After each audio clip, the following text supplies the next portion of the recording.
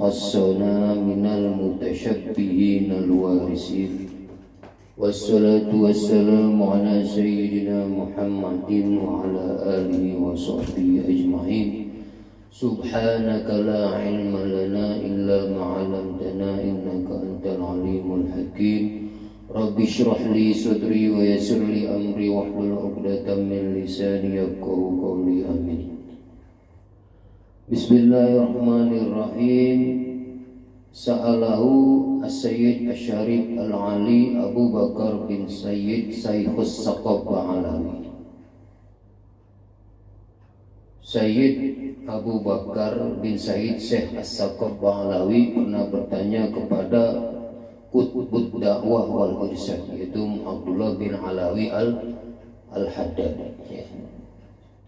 Apa pertanyaan beliau? Ma hukmul khawatir fi haqqil wasil ilallah, hal yarmiha wa ya'tamidu 'alal khatir ar-rabbani faqat am kaifa yasna'u.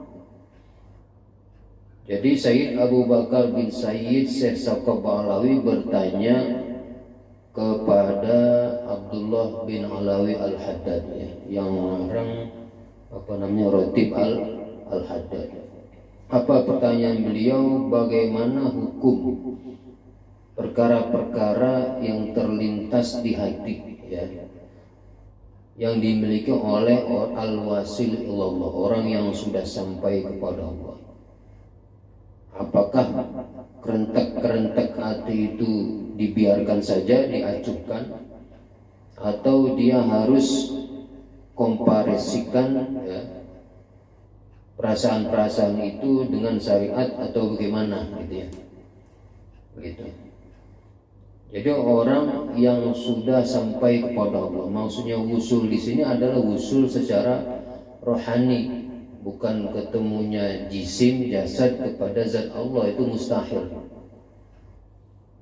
Jadi orang yang sudah melakukan suluk atau sudah masuk di dalam aurat tertentu, yang tentu saja dengan ijazah dari gurunya, itu terkadang di tengah perjalanan itu timbul yang namanya khawatir, perkara-perkara yang terlintas di hatinya yang berupa nur, bagian nur daripada Allah, akibat daripada mujahadahnya atau laku suluknya, baik dengan aurat tertentu atau dengan tafakur gitu. Lalu dijawab oleh beliau Syekh Muhammad Alawi Al-Haddad, Falya'lam as-sa'il awalan annal wasil ilallah. Beliau menjawab bahwa orang yang dikatakan sudah wusul kepada Allah, sampai kepada Allah secara rohani, itu maksudnya siapa itu? Yaitu man wasala minal ilmi billahi subhanahu wa ta'ala, orang yang sudah sampai kepada tingkatan mengetahui akan zat Allah subhanahu wa ta'ala, mengetahui sifat-sifatnya, mengetahui sifat kamaliyahnya, mengetahui sifat irodahnya, kudrahnya yang absolut, yang sudah sampai kepada pengertian ma'rifat seperti itu, sampai kepada batas yang dicapai oleh ilmu ulama. Karena kalau kita tanya apakah batasan wusul ilallah itu sebagaimana ma'rifat, sebagaimana keimanan, itu nggak ada batasnya. Jadi dikatakan al-ma'rifatu la yu'rafu muntaha ghairi. Jadi kalau kita ditanya ma'rifat itu batasannya apa, itu nggak ada batas kedalamannya. Karena dia sebagaimana iman, sebagaimana ma'rifat, sebagaimana wusul, lahu darajatun tatafawat. Jadi beberapa tingkatan. Nah, dalam keterangan lain wusul kepada Allah sendiri itu bertingkat juga. Tingkatan yang paling awal adalah ketika orang mengalami kesadaran atas perbuatan dosa misalnya, itu sudah termasuk derajat wusul gitu. Jadi bertingkat Dan perlu digarisbawahi sekali lagi, wusul itu maksudnya wusul secara rohani, dari segi kesadaran dan keilmuan atau pengenalan terhadap Allah Subhanahu wa Ta'ala gitu. Wa ahlu hazil martabati yatafawatuna fiha tafawutan la yanhasiru. Dan orang yang sudah mencapai tingkatan usul ini berbeda-beda, derajatnya itu berbeda-beda, yang tidak terhitung derajatnya. Ada beberapa tingkatan ya, karena nggak ada batas akhir. Orang sudah dikatakan mencapai puncak usul itu nggak ada batasnya. Walil wasil ila hadzal maqami halatani. Orang yang sudah sampai ke tingkat ini ada dua keadaan. Artinya dia punya dua kemungkinan tuh. Ketika dia sudah termasuk kategori al-wasil Allah. Tusamma ihdahuma bil jam'i wal ukhra bil farqi. Yang salah satu dari dua tingkatan tadi dinamakan dengan al-jam'u, dan tingkatan yang kedua dikatakan al-farqu. Jadi ada al-jam'u, ada al-farqu. Ini adalah istilah yang tatadawal baina al-sinati sufiyah, yang sering kita dengar di lisan-lisan ataupun tulisan para ahli tasawuf. Nanti kita jelaskan ya. Faiza waradat alaihi halatul jam'i fana'an nafsihi wa an ghairihi min jinsihi. Apabila telah datang atas seorang wasil tadi keadaan yang dikatakan al-jam'u. Al-jam'u itu jadi suatu tingkatan perasaan rohani seseorang, di mana di situ dirinya senantiasa sudah merasa berkumpul dengan Allah secara rohani. Ya itu dulu ya, itu dulu ya. Nanti ya kita resapi itu maknanya. Kalau orang sudah merasa di dirinya merasa terkumpul, selalu berkumpul bersama Allah secara rohani, fana an-nafsi, maka dia akan lupa atas dirinya sendiri. Nanti ada contohnya wan wairi, dan apalagi lupa atas orang lain, menjinsi daripada jenisnya dia, lupa kepada manusia yang lain kalau kita. Wastaghraqa bi rabbihi wa zahaba fihi bil kulliyah, dan dia akan tenggelam bersama Tuhannya dan selalu bersamanya dengan secara keseluruhan, baik secara kerentek, tingkatan, tindakan dan lain sebagainya. Istighraq, seakan-akan dirinya itu enggak ada bagaikan wayang. Wayang itu enggak bakal bergerak kalau tidak digerakkan oleh sang dalang. Itu udah begitu. Fala khatira hunaka yahturu wala mawjuda sama yazharu illal mawjudul haq jalla wa ala. Maka tidak ada perkara yang terlintas di hati orang tadi ya, yang terlintas, dan juga tidak ada perkara yang wujud di hatinya kemudian nampak, kecuali yang wujud adalah zat Allah yang hak. Nah, itu apa namanya, definisinya begitu atau narasinya begitu. Nah, nanti ada contohnya supaya kita ada gambaran sedikit mencernanya. Karena masalah istilah ulama ini adalah masalah zauqiyah, rasa gitu ya. Maka kalau kita belum mencapai tingkatan itu, ya gimana menjelaskannya, susah gitu. Karena ini adalah masalah rasa. Makanya nanti kita mencoba membuka dari sisi contoh yang dijawab oleh beliau Qutbud Da'wah wal Irsyad Abdullah bin Alawi al-Haddad. Wa fi wasfi hadzal waridi qala ba'dul mutahaqqiqin nabi.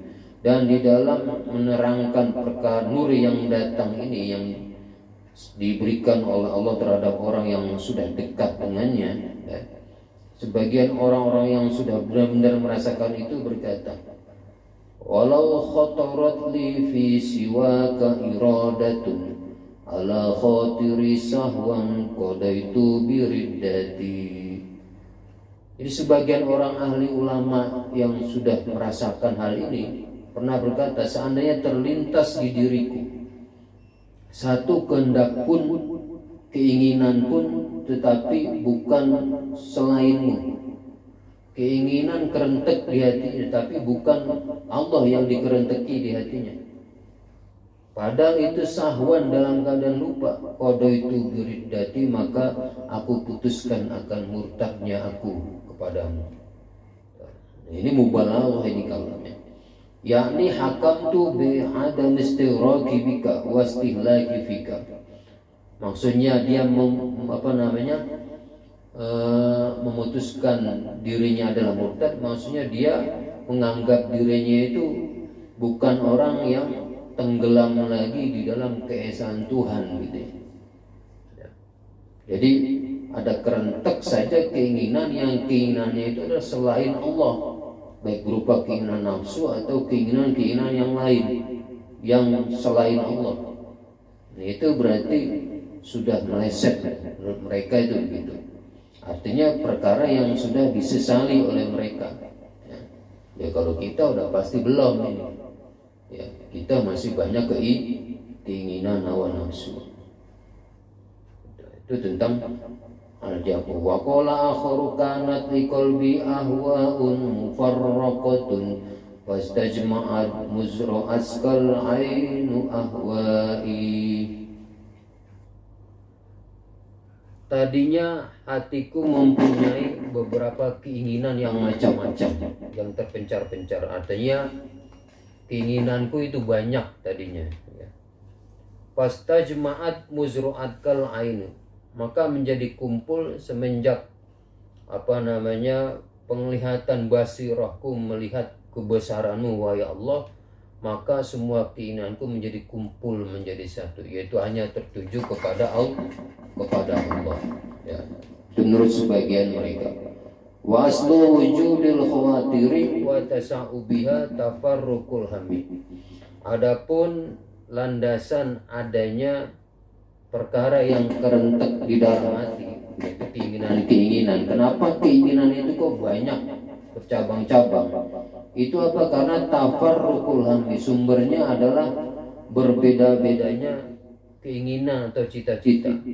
Banyak keinginan jadinya begitu ya. Jadi banyak khawatir atau khotirah, kerentek atau bisikan-bisikan yang datang kepada kita. Wa kasratul alaiki, dan banyaknya hubungan ya, karena kita manusia banyak keinginan, pengen ini, pengen itu. Wa ma indal wasili ilallahi ta'ala min hadzal amri khairun. Dan bagi orang yang sudah usul kepada Allah ya, dari perkara ini itu banyaknya keinginan itu enggak ada kebaikan bagi mereka.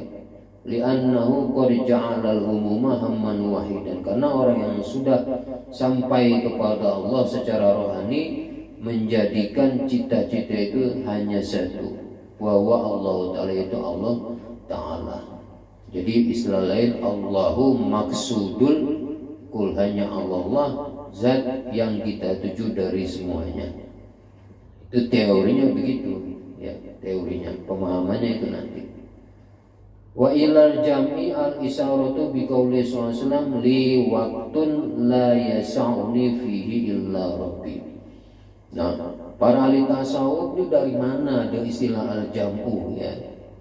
Ada keadaan di mana orang ya, karena dia sudah istiqomah melakukan satu suluk, lalu tiba dalam suatu keadaan halia di mana secara rohani dia senantiasa bersama atau berkumpul bersama Allah. Mana dalilnya? Ini di sini beliau mengatakan kata-katanya al-isyarah, ya, al-isyarah. Karena apa? Karena beliau Rasul tidak menyebutkan langsung secara nas sore kata-kata al-jam'u, tetapi ini semakna gitu, ada benang merah di situ. Apa sabda Rasul? Li waqtun la yas'uni fihi illa rabbi.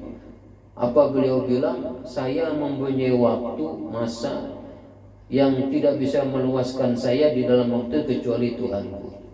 Artinya beliau punya masa-masa di dalam dirinya ya, yang orang lain itu tidak bisa mengisinya kecuali Allah Subhanahu wa Ta'ala, Tuhannya.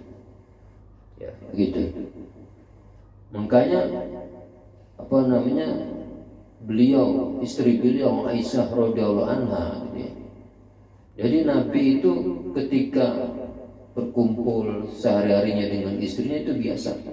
Tetapi ketika tiba waktunya untuk sholat, ka'annahu lam yarani, kata Aisyah.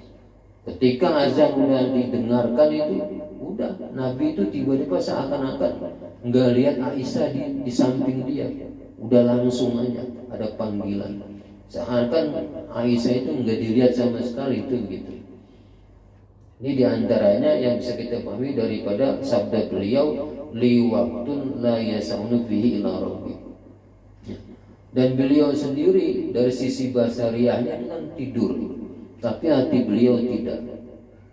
Ya namu ainaya wala yanamu qalbi. Kedua mata saya ya terpejam, tapi hati saya tetap enggak tidur, melek terus bersama Allah, berzikir terhadap Allah, kepada Allah, selalu bersama Allah. Ini adalah kata-kata al-jam'u menurut istilah para sufi yang semakna dengan sabda Rasulullah, li waktun la yasa'uni fihi illa rabbi. Summa inna dawama waridil jam'i azizun jiddan. Kemudian sesungguhnya langgengnya sifat al-jam'u, yaitu orang dikasih anugerah di hatinya senantiasa selalu bersama Allah. Terus apakah itu langgeng atau tidak? Kebanyakan itu enggak langgeng. Karena apa? Karena ada hikmah ilahiyah. Wa inda dawamihi tazharu umurun ajibatun wa tabdu syu'unun waribatun.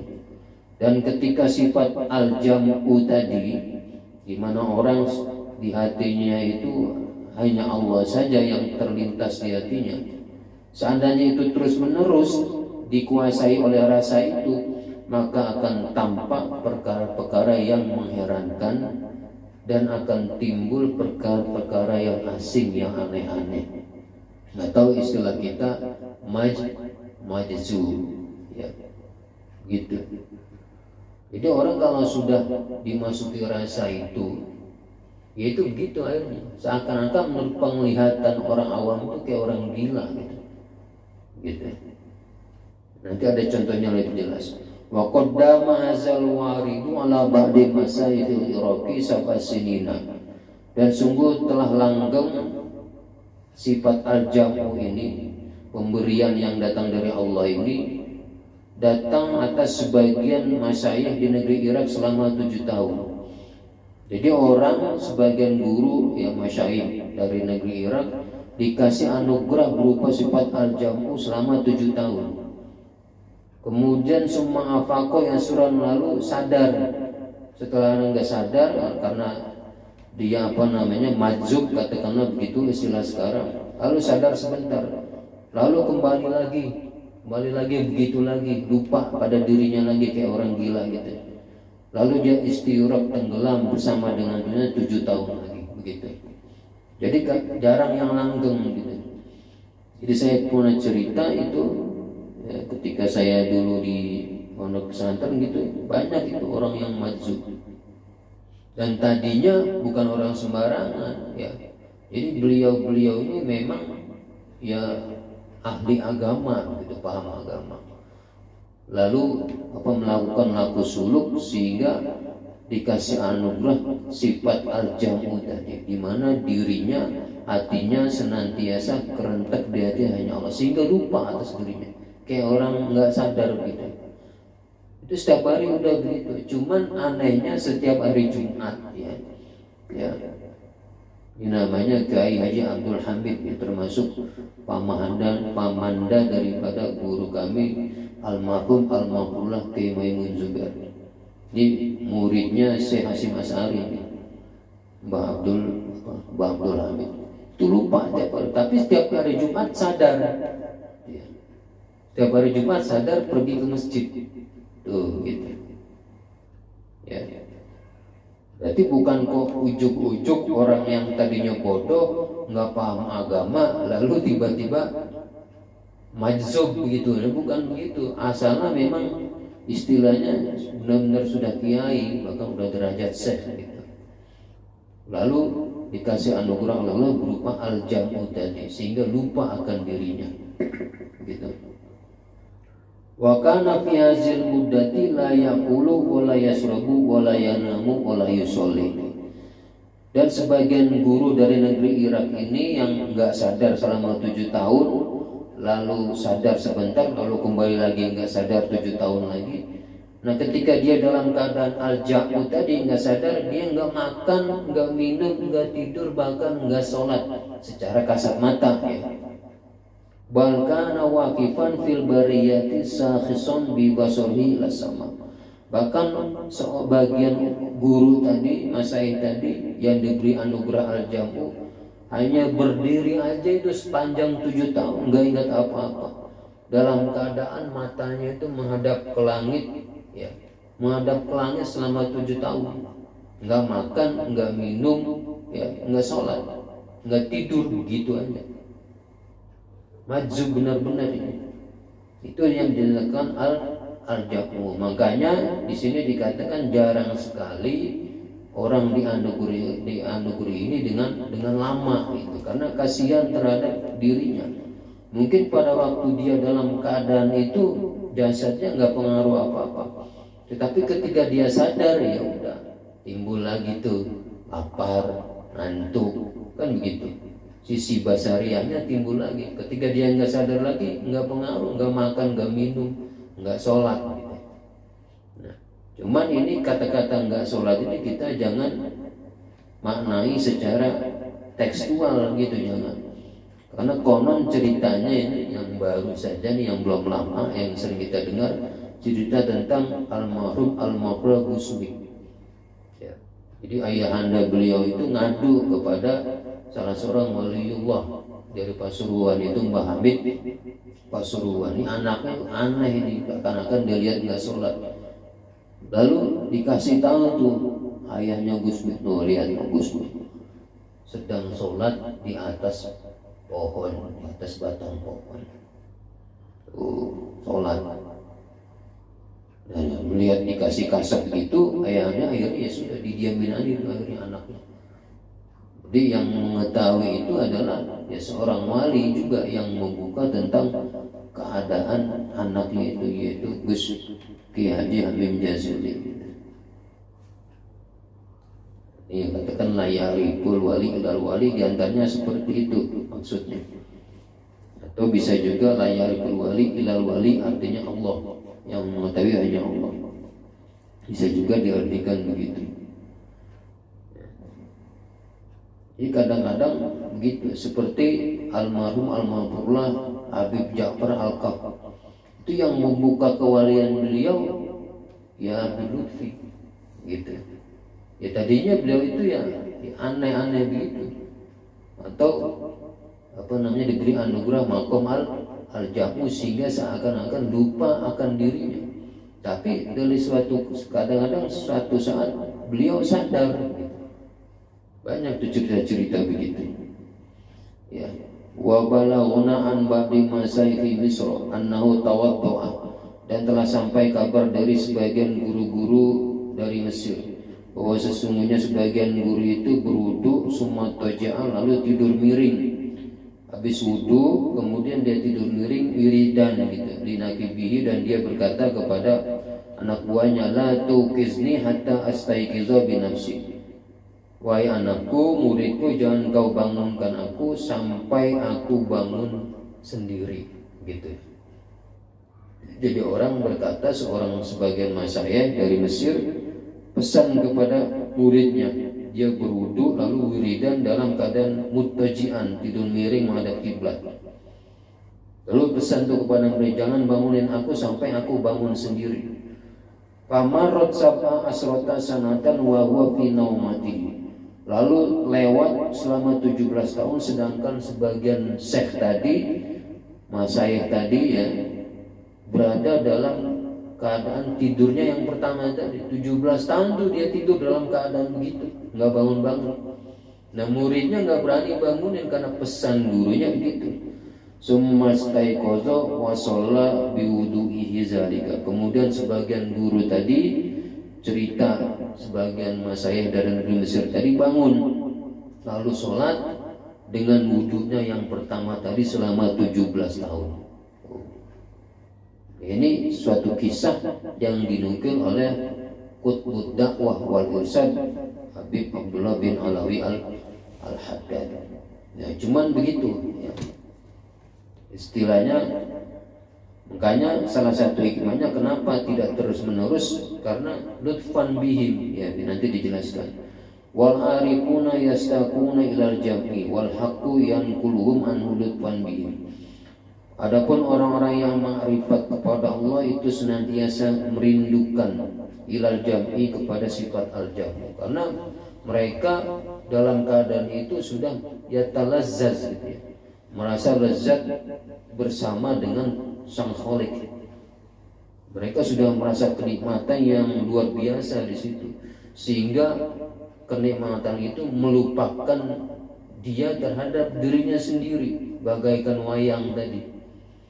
Ini contoh ini udah dikisahkan dalam Al-Quran, di mana kadang-kadang orang saking cintanya, fokusnya, pikirannya kepada sesuatu itu bisa melupakan dirinya. Yaitu contoh cerita tentang pada cerita Nabi Yusuf itu ya. Jadi ketika Zulaikha itu digunjing, dibully, istri raja permaisuri kok demen sama pembantunya gitu ya, yaitu Nabi Yusuf. Nah, Zulaikha nggak terima, akhirnya dikumpulin tuh para wanita-wanita yang bully tadi, ya, dikasih pisau, kemudian dikasih buah satu-satu, lalu udah baris tuh, udah siap semua, Nabi Yusuf disuruh jalan di depan mereka. Lalu saking gantengnya akhirnya mereka takjub, asyalillah mahaza basara. Ini bukan orang, ini bukan manusia, ini malaikat ini adalah. Tanpa sadar, saking fokusnya melihat kegantengan Nabi Yusuf, akhirnya mereka bukan buah yang dipotong, tapi tangannya sendiri sampai berdarah-darah. Itu contoh dalam Al-Quran, isyarah bahwa hal keadaan begini mungkin saja terjadi, ya, begitu. Maka jangan terburu-buru untuk nggak percaya. Nah, karomah itu sebagian daripada mukjizat. Kalau enggak percaya karomah dalam arti amrun khariqun lil adah ya, maka hati-hati nanti engkau bisa enggak percaya dengan mukjizat. Mukjizat kan hal yang begitu, yang enggak masuk di akal, sebagai senjata nabi, para nabi untuk membuktikan bahwa mereka itu memang adalah suruhan Tuhan gitu. Maka mereka butuh sesuatu yang bisa mengalahkan logika manusia. Misalnya Nabi Musa mukjizat mengalahkan sihirnya para sihir Fir'aun, dikalahkan. Itu sehingga ahli sihir itu mengaku ini bukan sihir ini, tapi kekuatan maha dahsyat yang dari Sang Pencipta. Itu mukjizat. Itu mukjizat itu secara lugawinya adalah perkara yang melemahkan. Artinya melemahkan logika manusia yang hanya berpikir pakai akal. Karena di sana itu ada sesuatu yang sunnatullah, yang sesuai dengan kebiasaan, ada yang khariqun lil ada, enggak sesuai dengan kebiasaan, atau dalam istilah Nabi disebut mukjizat. Para wali-wali Allah yang merupakan pewaris para nabi dikasih juga hal begitu, tapi disebut dengan al-karomah gitu ya. Karomah dalam arti amrun khariqun lil ada. Nah ini tadi ya.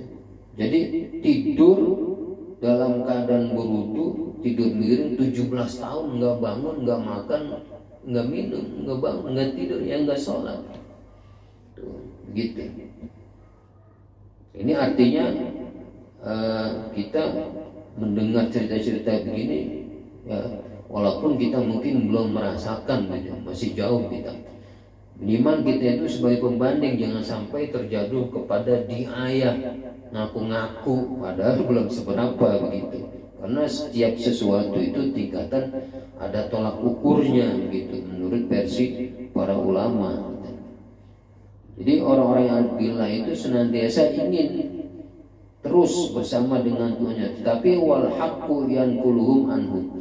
Allah yang hak memindahkan mereka dari keadaan itu. Kenapa? Lutfan bihim, karena welas asih terhadap mereka para arifin. Karena kalau dibiarkan terus menerus lupa terhadap diri mereka, kasihan gitu. Apalagi misalnya ada sebagian mereka itu punya keluarga dan lain sebagainya ya, mungkin ketika mereka dalam keadaan al-jamu tadi, senantiasa merasa bersama Allah secara rohani, itu lapar, kemudian ngantuk, ya, haus itu nggak terasa.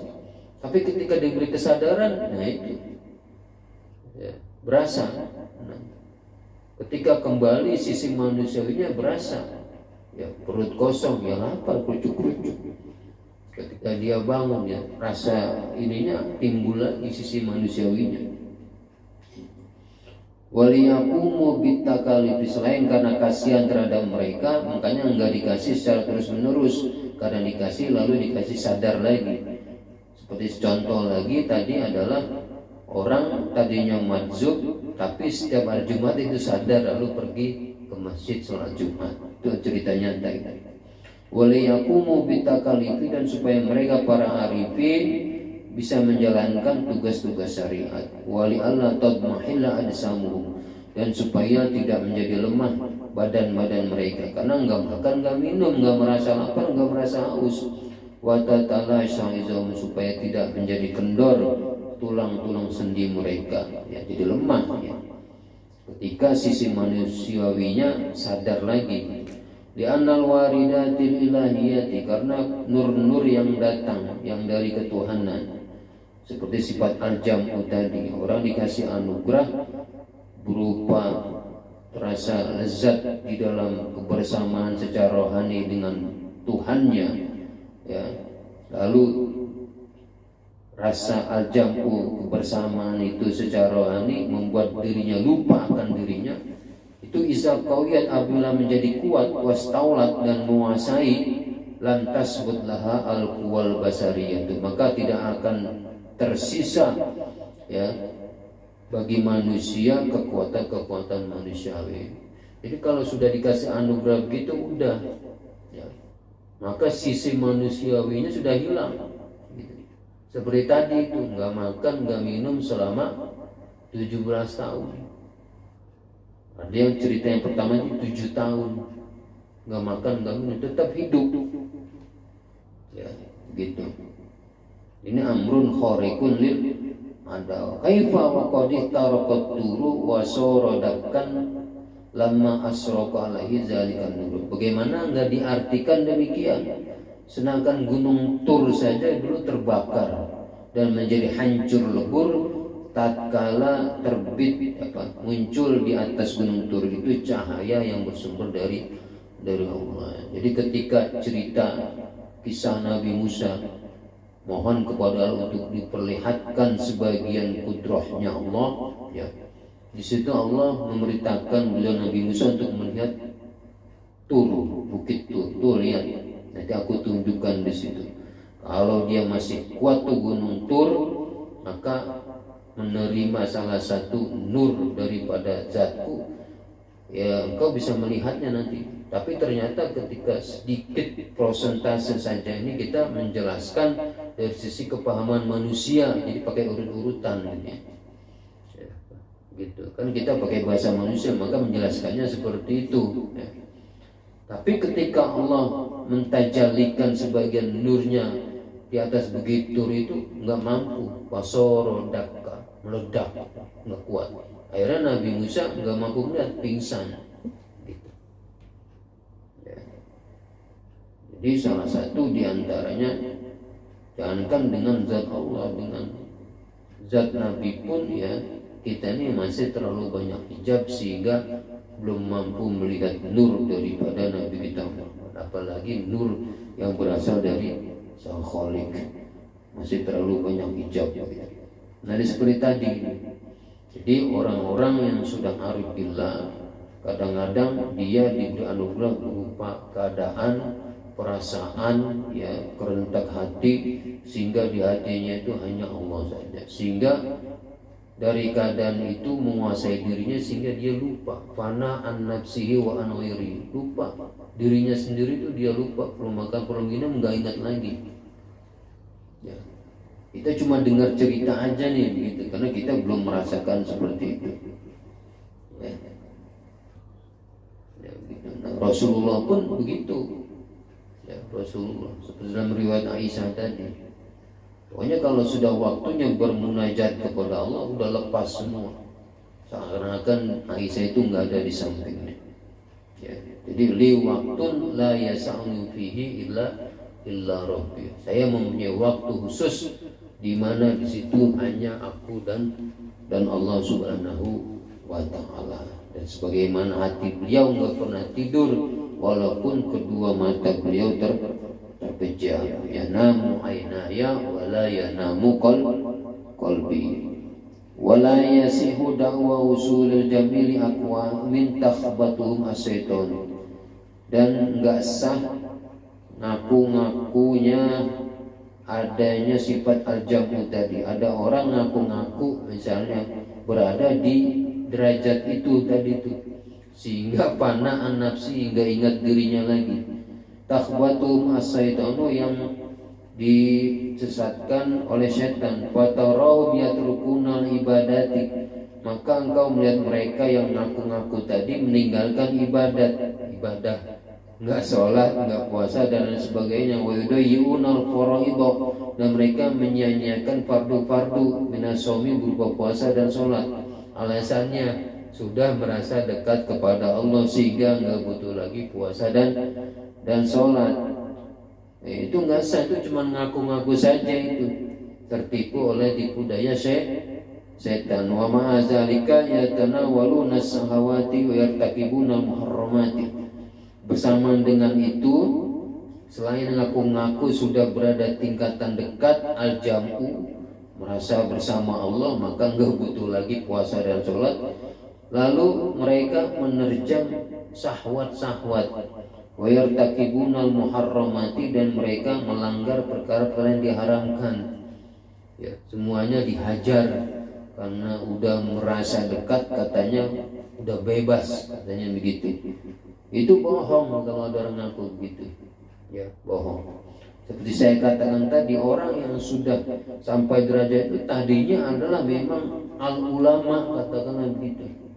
Jadi ada istilah al-jami' baina syariah wal haqiqah. Orang paham syariat dulu, lalu dia terjun dalam laku suluk, gitu ya. Baru kadang-kadang dikasih anugerah berupa al-jami' tadi. Bukan orang bodoh ujuk-ujuk dapat begitu, nggak tahu mana halal haram, lalu dalam keadaan itu lalu nerjang keharaman. Itu bohong kalau ada orang ngaku-ngaku begitu.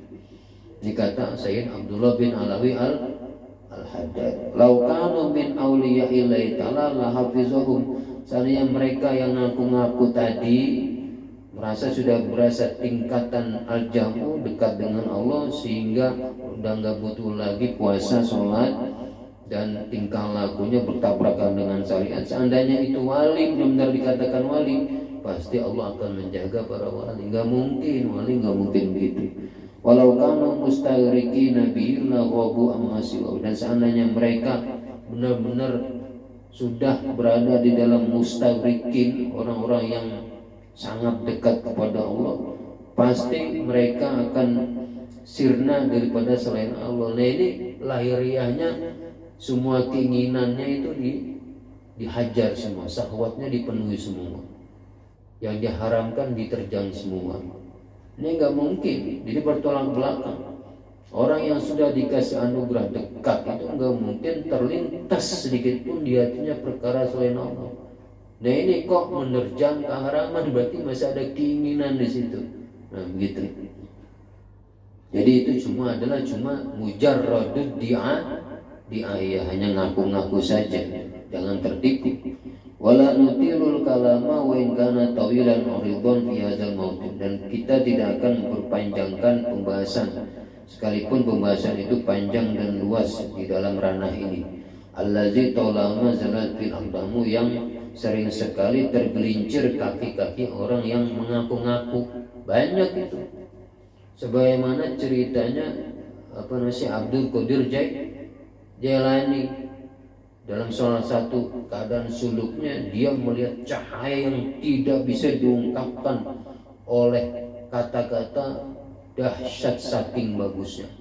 Kita nggak tahu bagusnya itu apa, yang jelas itu membuat kita terpesona. Nggak pernah dilihat cahaya sebagus itu.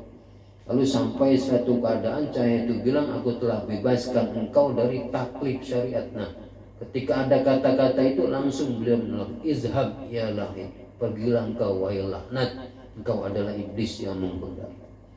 Bisa jadi kalau tingkatnya bukan beliau, Syekh Abdul Ghazali tertipu. Karena nur yang datang itu nur yang nggak bisa diungkapkan oleh kata-kata, atau menipu itu. Makanya setelah bisikan yang berupa nur itu diusir, ada hatib suara, engkau telah selamat dari godaan. Sungguh aku telah menyesatkan, menurunkan derajat orang-orang dari kewaliannya dengan cara-cara kayak gini tuh.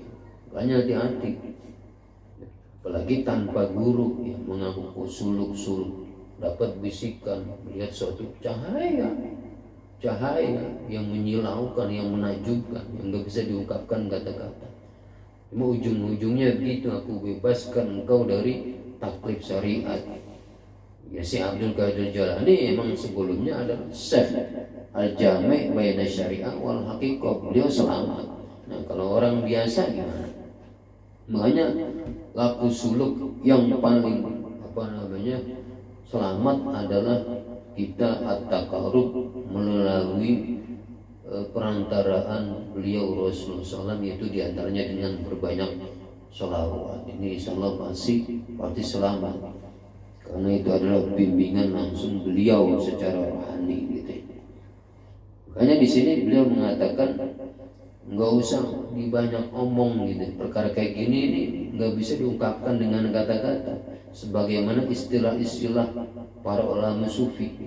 Kita hanya mencoba meraba-raba saja gitu membahas ini. Tujuannya apa? Lalu gimana? Percuma dong? Enggak. Kalau kita, ya ini kan ada cerita contohnya daripada masyayikh, seperti dua contoh tadi. Orang 7 tahun nggak bangun, nggak makan, nggak minum, karena sudah istighraq, tenggelam bersama hadratillah, ya, merasa dekat dengan Allah sehingga lupa dirinya. Itu sebagai cerita saja. Maka kalau kita udah tahu itu, kita insya Allah kita masih jauh begitu. Minimal kita begitu, nggak gampang ngaku. Li'annahu minal umur az-zawqiyati, karena perkara ini adalah perkara-perkara yang kembalinya kepada rasa, allati yasbu 'alal uquli idrakuha, yang sulit bagi akal, ya, pikiran manusia untuk memahaminya, apalagi hanya sebatas persangkaan saja. Dipakai akal dinalar nggak bisa gitu ya. Gitu. Nah, ini keterangan tentang al-jamu yang menurut istilah ulama tasawuf, itu suatu al-warid al-ilahi, katakanlah anugerah dari Tuhan, itu anugerah di mana di situ seseorang rasa rindu di dalam dikasih anugerah itu, tetapi karena lutfillah, karena kasih sayangnya Allah, tidak senantiasa dikasih, karena Allah merasa kasihan terhadap mereka. Mereka sebetulnya secara pribadi ingin merasakan itu terus, tapi Allah melihat sisi lain, ya. Bisa juga diantara hikmahnya supaya nggak jadi fitnah daripada orang yang melihat secara hanya kasat mata saja, gitu. Hikmahnya itu banyak, ya.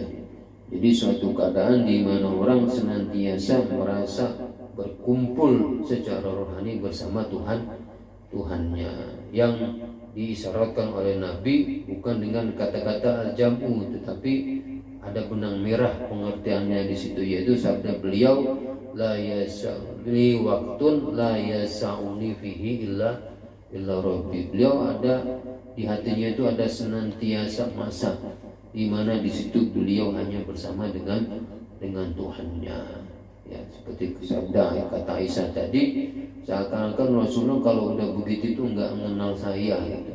Ada saya di sampingnya tapi dicuekin kayak nggak ada.